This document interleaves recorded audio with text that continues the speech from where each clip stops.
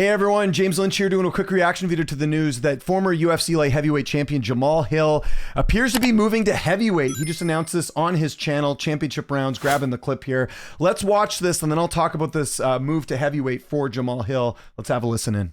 I'm going to go ahead and say it now, yeah. I'm going to heavyweight. I'll let y'all Wait, know, is that an announcement? That's the announcement now, bro. Breaking news. Breaking news. Breaking news right here. Yeah. So it's yeah. I'm officially going to say it. I'm going to heavyweight. It's been something that I've been working on now for like the last for a few months, putting on the necessary weight and putting on the muscle and everything like that to move up. And yeah, I think it's wouldn't it be better if I came back and went and won the heavyweight title? I think double champ is better than two-time champ though. Okay. Yeah. I think double champ is better than two-time champ. I like the way it sounds. And as far as the Hogan goes, that's what I want. That's exactly the fight that I want. And that's funny because I read that comment. I'm going to go. So anyways, very interesting stuff. Obviously, Jamahal Hill's been out for a while. I spoke to him late last year. The injury that he had, it sounded like he was not going to be coming back until the winter of this year. Like it was going to be like a year-long layoff, kind of like the injury he had where he had to vacate the title when he got injured playing summer basketball, International Fight Week a couple of years back. I kind of have mixed reviews on this because on the one hand, I think heavyweight is a wide open division right now, as we've seen, right? We've seen a lot of guys, change weight classes recently. If you look at heavyweight right now, it is one of the weaker divisions outside of the, I guess the best way to say it is heavyweight's very top heavy, right? If you look at like Aspinall, Gane, Volkov, Pavlovich, you got Hokit in the mix there. Waldo's in there too.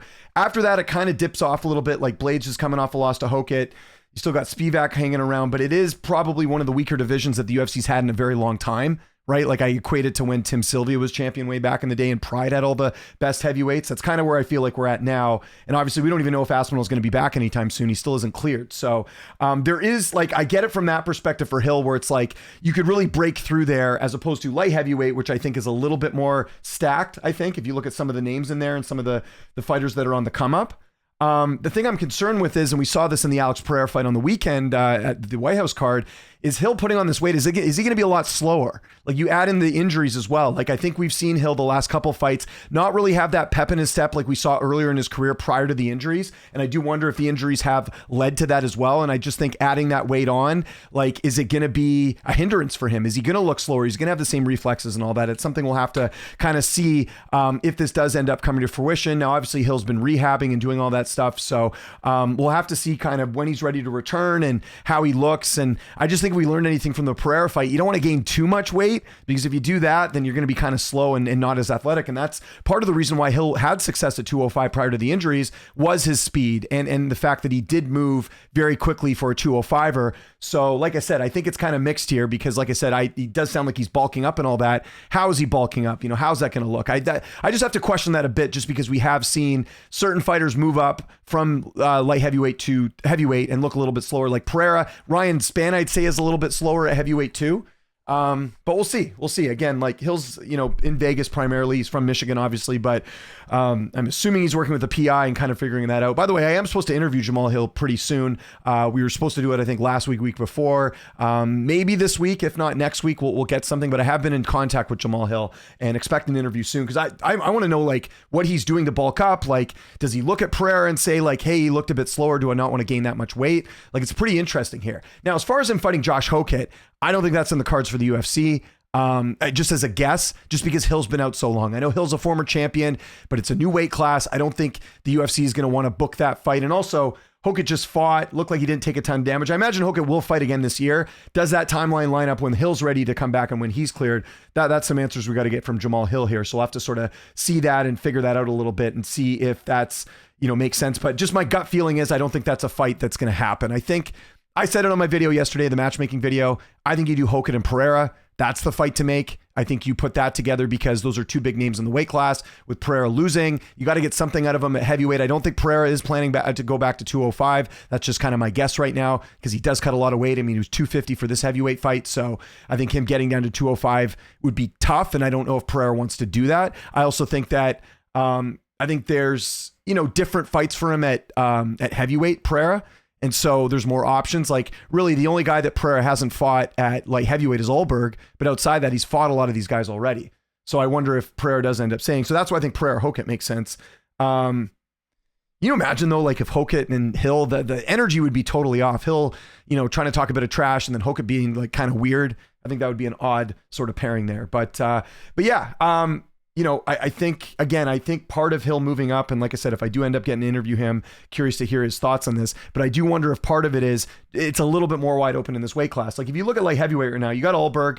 Got Ankalaev, who's pretty dangerous. Let's remove Pereira. Again, I think when you fight in a different weight class, take him out of the rankings. It's really hogging up the number 2 spot with Pereira being in there. Although I guess if he comes back down, maybe they decide that.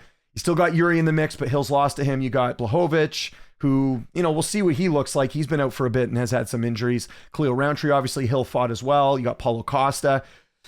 Like, some of these guys here, like even like an Azamat, Costa, Ozdemir, like, I don't know. Like, I just wonder if you don't have to factor in the weight cut as much for Hill, which it did look like he did cut a little bit of weight, is that going to make it easier for him to compete? Would it be better for him to not cut as much weight going to heavyweight as it would to 205? Also, I get the school of thought too, where like, if he tries to win back the light heavyweight title again, it won't mean as much as if he won the heavyweight title, because like he just said there, he wins the heavyweight title and he already has the light heavyweight title that he's won. That looks better on the resume. So I kind of understand that side of it too. But I'm actually curious, Jamahal Hill, as far as the height and reach, let's look at this quickly. So Jamahal Hill is, what is he here? He is 6'4" with a 79-inch reach. I think that's the same height as Cyril Gahn. Hill is pretty big for light heavyweight. Like, not like crazy big, but like, yeah. So Gahn is 6'4" with an 81-inch reach. Jamahal Hill's at 79. So obviously the reach advantage going to Gahn. But what was Pereira? I think his reach was a little bit lower too. What was he at? Pereira was at 79 as well. So him and Hill have the same reach. So yeah, I mean, it'll be interesting. Like I said, my only concern is you don't want to put on too much weight and lose that speed and lose your ability to kind of catch guys with the stand-up like Hill's done in the past. I also wonder how Hill's going to deal with the fact that he's been out for a while. He's 35 years old, had some injuries. People can talk about, the run he's been on, but these are all good fighters that he's lost to. Pereira, Prohaska, Khalil. Right, had that kind of the fluke loss there to Paul Craig. I mean, Paul Craig's got to win over Magomed Ankalaev too. Like, people don't look at that and go like, oh my God, like that's a terrible loss. So I think overall Hill's been good. But yeah, we'll see. But just a lot of movement, right? Like we've had Whitaker move up from 85 to light heavyweight. He's going to be fighting at 329. Rakic is moving up to heavyweight. Johnny Walker's moving up to heavyweight.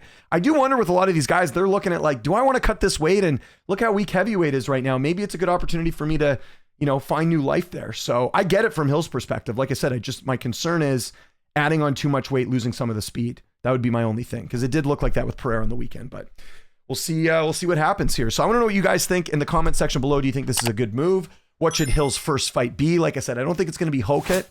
Maybe do like a Hill and like, I don't know, like Walter Walker or something a bit different. I don't know what he would get if he moved up. Follow me on Twitter, TikTok, Instagram, @Lynch on Sports. My name is James Lynch. Thanks so much for watching, and I'll see you next time.